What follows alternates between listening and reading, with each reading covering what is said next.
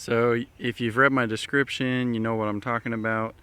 Unfortunately, I did this job about 2 weeks ago, so I'm not going to show you a step-by-step process, but it's very, very simple, and there's not a ton of videos or information out there about it. So I just wanted to give a real quick walkthrough that helped me solve my P0456 and my P0457 codes for a 2009 Dodge Charger. And theoretically, this should be the same for the Chrysler 300 from the same model years.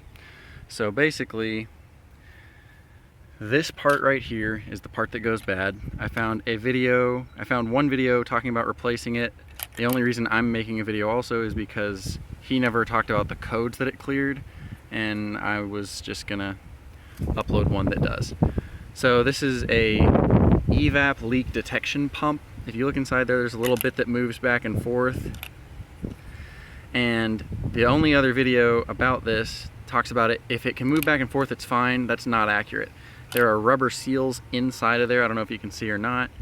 And those can go bad. So even if your pump moves freely, you can still have it'll still throw the P0456 code saying you have a large leak or a small evap leak or whatever.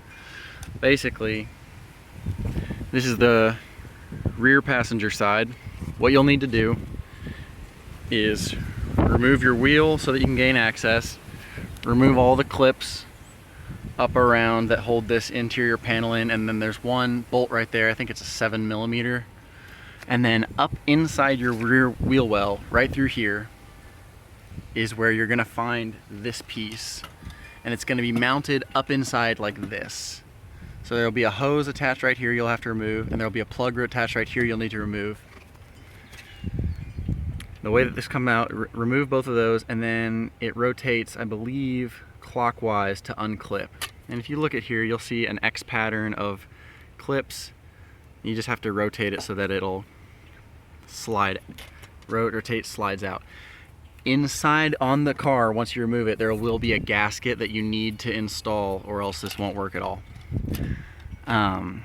So yeah, again, not showing you a step-by-step, but just a little bit of an overview. And specifically, it does, for me, it cleared the P0456 code that was coming on, and then it also cleared the P0457, which was coming up on my scanner as a gas cap being loose. So you can try replacing your gas cap. That's like $6 or whatever. This part was not cheap, relatively speaking. It was like 30 bucks, but it does make it stop throwing the code. So here's this part number. I think I purchased it on Amazon. It's the LD-P14 from Standard is the brand. And this was the cheapest one I could find. If you could find a cheaper one, that's great. This is the old one that came out of the car. It's like, theoretically, it's a Chrysler product. I don't know. It doesn't have, theoretically, that is a part number there on it. But I don't know. I guess that's a part number right there. Looks like M10 or MI04890. Whatever. Yeah, you can see that's the gasket.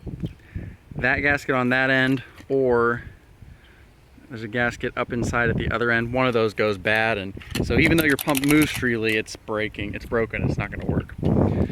It's pretty easy. Again, just throwing this one out there. There are 2 other videos, and if I can, I'll include links to those 2 videos in my description that talk about how this part specifically, Chrysler product, it goes in a ton of different Chrysler vehicles, Jeeps, Chryslers, and Dodge, how this part specifically goes bad. And then there's another video for a Charger that talks about installing this, and you can see a little bit of step-by-step stuff. This video just talking about the codes that it managed to clear for me. So, hope that's useful.